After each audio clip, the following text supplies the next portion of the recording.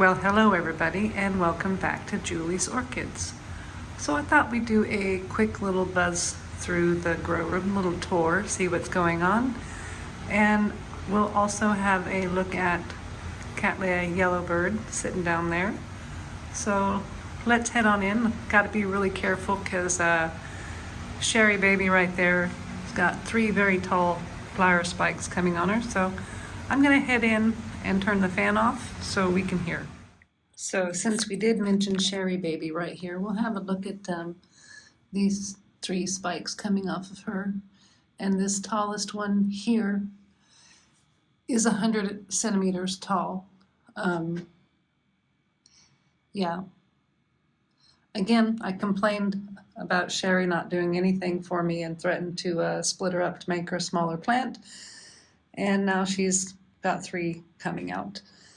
Over here, the babies and the Brassia types are all doing pretty good. The mounts have been struggling under the heat wave that has been going on the last few days in WA here. And my air conditioning also is completely conked out, so probably gonna lose these mounts. These Tolumnias here are not doing the best. This one, I think I got too much water and I think that one's dead, but you know, that's part of the process of growing orchids. You lose some and you learn and you do better. And we'll come back over here and check out what's left of the jewel orchids. So again, not replacing these, but those 2 are dead. These 2 I think are gonna be okay. And I'm just not gonna get any more jewel orchids. Their flowers aren't so pretty and I struggle with humidity levels.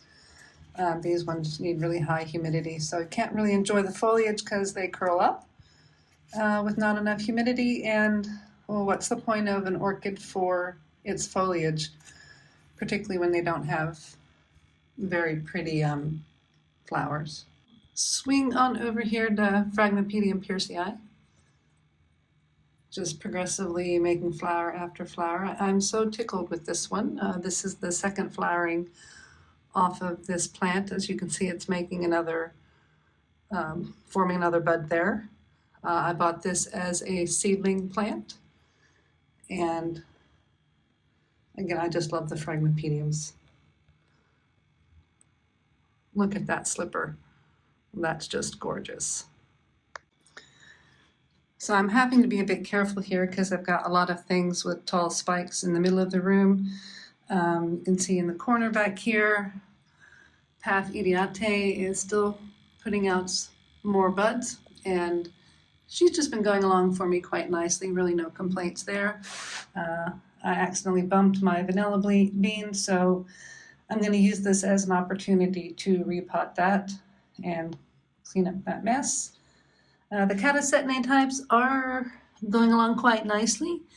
The Cloecia here is finally waking up. Again, it's really out of whack with things, but it's in better sync than it was last year. So maybe we're not going to lose that little Cloecia. We'll see, but the Fred Clark ER After Dark back there is going fabulously. Some more paths here. I've lost a few from the spider mites, Lalias, and a mixture of Zygos, Selagenes, and Acioclades on that shelf. The rest of my Zygos up here. I got bloom opening up here on this Brassivola. I think it's a cucullata, but I'm unsure. I unfortunately lost the tag. I don't think it's Nudosa, I think it's cucullata, but I've lost the tag, and I haven't been able to get through to Lynn to find out what it was because I got it from Lynn. But the Cattleya types up there, oh, they're going all right. No complaints. The Ingrecoids and the Ascocentrums and the Arades, these were the ones that really took the bulk of the hit from the spider mite infestation. I completely lost my Jamelia Confucia, the big one, and I'm losing the small Jamelia. You can see it's, yeah, losing that one. So not super happy there. I believe I've got everything under control spider mite wise. Dendrobiums down here coming along quite nicely. I've moved the maternity ward, if you will, to a little bit higher light area. I do believe I see some greening on them. It's kind of hard to film with a little camera, but the ones Jane is growing have already started to turn green, so I felt like I needed more light. So I've put them underneath one of the higher watt bars that I have and move them up quite close to the light. Yeah, from this angle, I definitely see some green forming on that one. And that's my primary hybrid of Prostechlia cochleata and Prostechlia alata. And on that note, the Encyclia and Prostechlias are doing good. Oncidium types up here going quite well. The tip of my flower spike from my Psychopsis that I had killed is branching and is growing something new, so yay, that one's not a loss. And here is Psychopsis butterfly, just opening up today. And it's a little bit wonky over there, but like I said, it's been really hot here in Perth and the aircon has not been working correctly. Now I just wanted to have a look here at Cattleya Yellow Bird. I've got 2 spikes. This first spike has got 4 blooms, 3 in bloom and 1 coming. I've been plowing this with as much light as it can handle, and you can see from looking at the bud that it's got a lot of anthocyanin in it with how purple that is. And when everything opens up, the lip comes out yellow and the leaves come out this, or the petals and sepals, my bad, come out this purpley color, but then after a day or so they fade to the more appropriate yellow color of the yellow bird. But yeah, like I said, I'm really blasting it with light. Here's the other. This flower spike has got 3, 2 in bloom, 1 forming, and I think another little bud coming to bloom. Something going on right there? Not too sure. This is Cattleya Yellow Bird. So we're going to leave you guys today with a nice look at Cattleya Yellow Bird.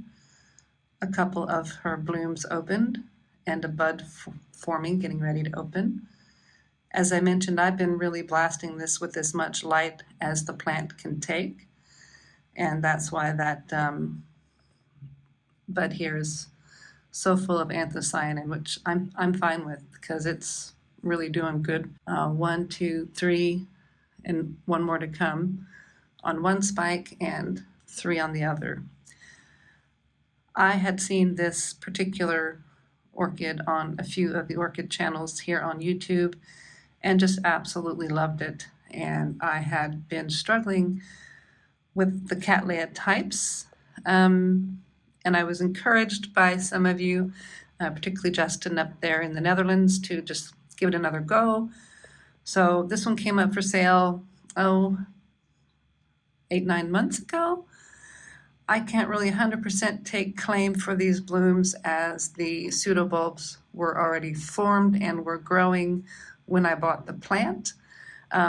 But I'll take some credit because I matured them and grew the flowers. So maybe I've got the Cattleya types figured out. I've gotten a few more in my collection since then, and so far those aren't dead either. Cattleya Yellow Bird. Thank you guys very much for watching Julie's Orchids today. If you liked the video, please give me a thumbs up. A subscribe would be great. And have a fabulous day.